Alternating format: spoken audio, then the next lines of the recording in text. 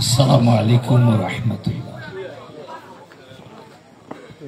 আজকের এই কাঞ্চনপাড়া যুব সমাজ কর্তৃক আয়োজিত এই রাত্রিকালীন খেলাধুলার অনুষ্ঠানের সম্মানিত সভাপতি, উপস্থিত জামাতের বিভিন্ন পর্যায়ের নেতৃবৃন্দ এবং কাঞ্চনপাড়া যুব সমাজের যারা উদ্যোক্তা, যারা আজকের এই আয়োজন সম্পন্ন করেছে, তাদের সকলকে সাধুবাদ জানাই, সুস্বাগতম জানাই। আমরা আমাদের ছোটবেলায় কিন্তু এরকম রাতের বেলা খেলা, এরকম ক্রিকেট খেলা শর্ট পিচে, এটা আমাদের কোনো অভিজ্ঞতা নেই। আমরা 22 গজে খেলেছি, শর্ট পিচে কখনো খেলিনি। রাতের বেলা ব্যাডমিন্টন খেলেছি, ক্রিকেট খেলার চিন্তাই কখনো করিনি। আসলে এত ইলেকট্রিসিটির অ্যাভেলেবিলিটি ছিল, আলোর এত প্রবাহ তৈরি করা তখন আমাদের সময় আজকে থেকে 50 বছর আগে, 45 বছর আগে এটা সম্ভব ছিল। তোমাদের দেখে আমাদের ঈর্ষা হচ্ছে, ইচ্ছে করছে তোমাদের সাথে খেলতে নামি।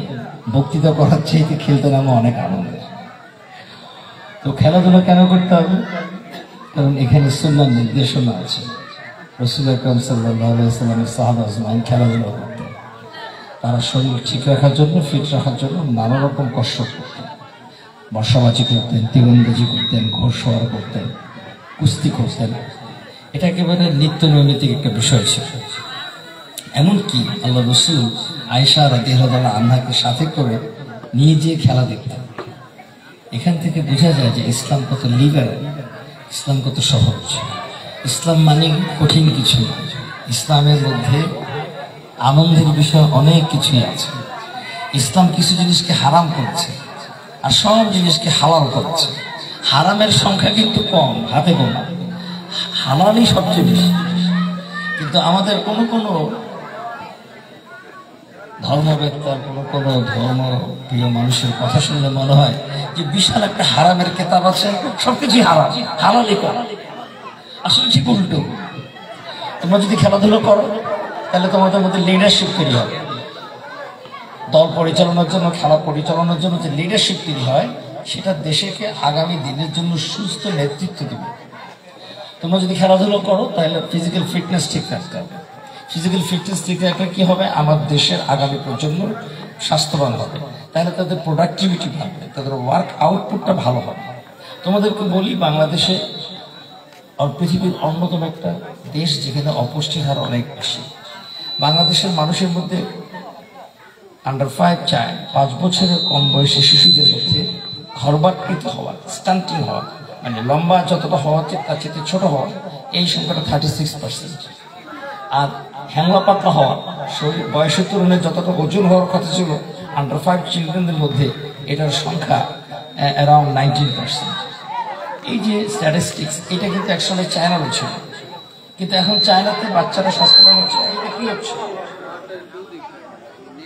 এই সময় বাচ্চারা এখন চায়না, জাপানের বাচ্চারা আগে পেটে ছিল, কিন্তু এখন ওরা দিনে দিনে লম্বা হচ্ছে।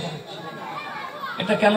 কারণ তারা প্ল্যান করে তাদের শিশুদের পুষ্টি নিশ্চয়তা করেছে, খেলাধুলা ঠিক করেছে, পড়াশোনার পরিবেশ ঠিক করেছে। বাংলাদেশের জন্য দুর্ভাগ্য, বাংলাদেশে জনগণের কোটি কোটি কোটি টাকা খরচ করে সংসদ বসে,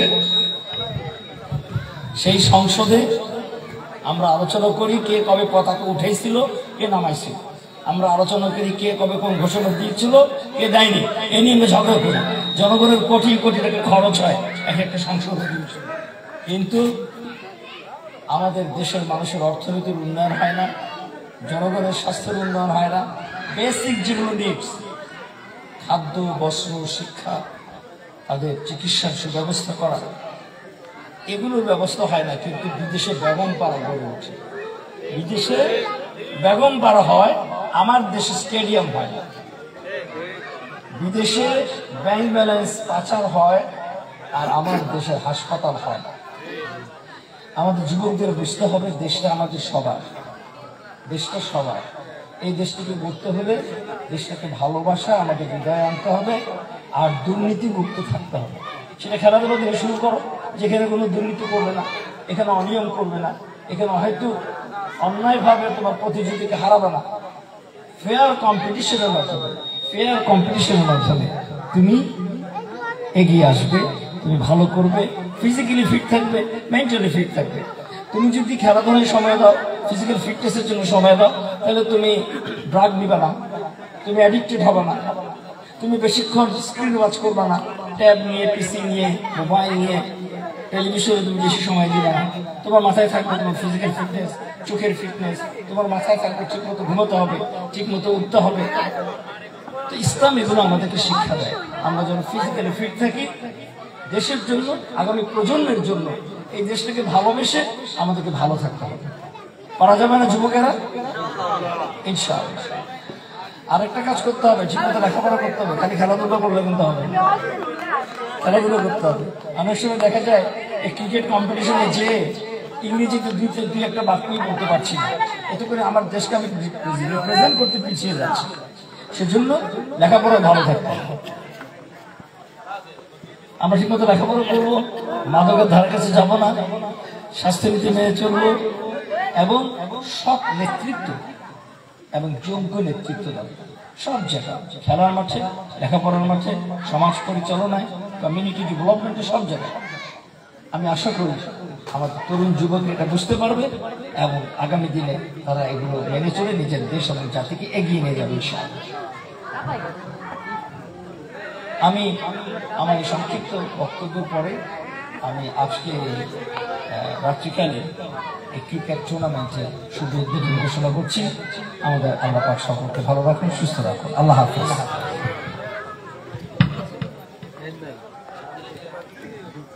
ক্যামেরা রোটেশন লাইভ সেটা শুরু করুন।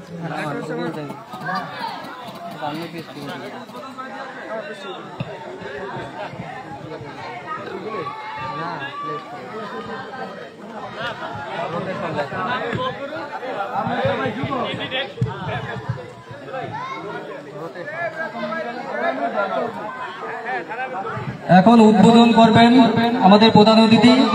প্রথম ম্যাচ যাদের, সেই দুই দলকে মাঠে যাওয়ার জন্য বিশেষভাবে অনুরোধ করছি। যাদের ম্যাচ প্রথম ম্যাচ যাদের, তাদেরকে মাঠে যাওয়ার জন্য বিশেষভাবে অনুরোধ করছি। এছাড়া কেউ মাঠে যাবেন না।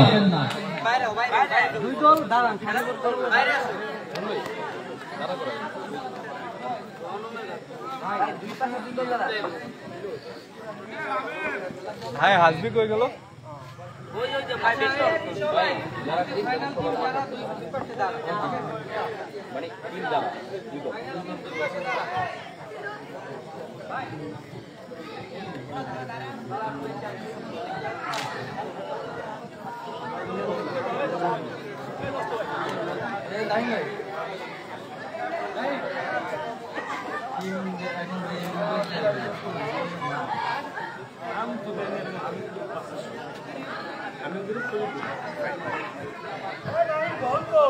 দর্শক, আজকে যে দুটি দল অংশগ্রহণ করবে, হামিম গ্রুপ এবং সজীব গ্রুপ, তাদেরকে আমি মাঠে প্রবেশ করার জন্য বিনীতভাবে অনুরোধ করছি। আমাদের আজকের খেলা উদ্বোধন করবেন বাংলাদেশ জামাত ইসলামী শরীয়তপুর নড়িয়া সখীপুর 2 আসনের যে সংসদ সদস্য পদপ্রার্থী, তিনি ইতিমধ্যে মাঠে প্রবেশ করেছেন এবং আমরা দেখতে পাচ্ছি তিনি খেলাটি উদ্বোধন করবেন। এবং সকলের জ্ঞাতাতে জানাচ্ছি আজকে বিষয়টি লাইভে যুক্ত হয়েছে বার্তাবাজার, এবং সকলকে এই দেশ ও প্রবাস থেকে যারা দেখছে তাদেরকে শুভেচ্ছা জানাচ্ছি। আজকে উপজেলা আমির এবং শরীয়তপুর 2 আসনের পার্লামেন্ট মেম্বার তারা বল নিক্ষেপ এবং ব্যাটিং এর মাধ্যমে আজকের এই খেলাটি উদ্বোধন করবেন। আমরা সেটি উপভোগ করবো। জি,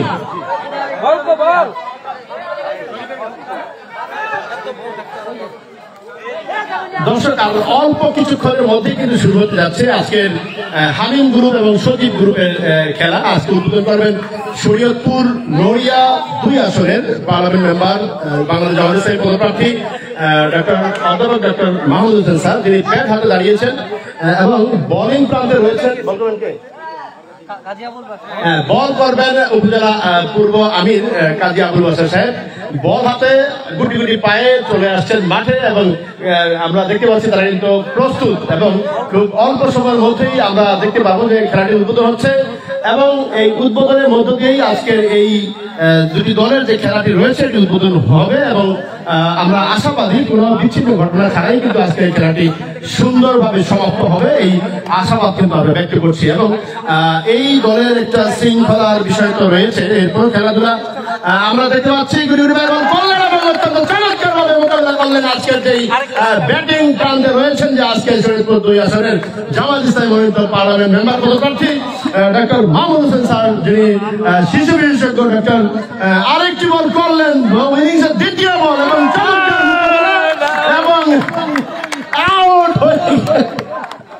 ধন্যবাদ যে আজকে যারা সম্মানিত মেহমান উপস্থিত থেকে খেলাটি উদ্বোধন করলেন তাদেরকে আজকের আয়োজক কমিটির পক্ষ থেকে শুভেচ্ছা এবং অভিনন্দন জানাচ্ছি আজকে এই প্রোগ্রাম থেকে এবং এরই মধ্য দিয়ে কিন্তু আজকের এই প্রোগ্রাম শুরু হবে এবং এখন হামিম গ্রুপ এবং সজিব গ্রুপের খেলা দেখার জন্য সকলকে উপভোগ করার জন্য শুভেচ্ছা এবং অভিনন্দন জানিয়ে আজকের মতো এখানেই জি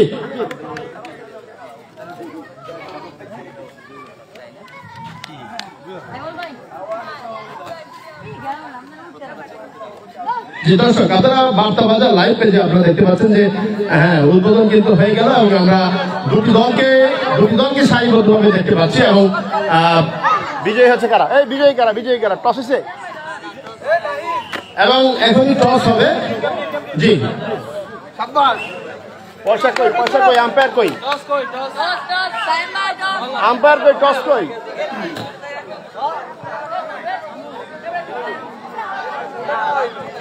হ্যাঁ আম্পায়ার কিন্তু চলে এসছে এবং টস হচ্ছে টসের শাপলা বিজয় লাভ করেছে শাপলা কারা সজীব গ্রুপ কি জয়লাভ করলো ইতিমধ্যে টসে কিন্তু সজীব গ্রুপ জয়লাভ করেছে এবং আমরা সিদ্ধান্তের অপেক্ষায় রয়েছি কারা ব্যাট করবেন সজীব গ্রুপ কি ব্যাট করার সিদ্ধান্ত নিলেন কিনা যদি একটু জানাতেন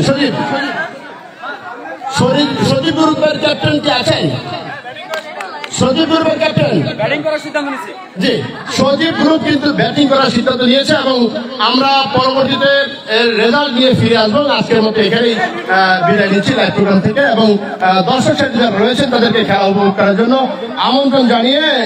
আমন্ত্রণ জানাচ্ছি জি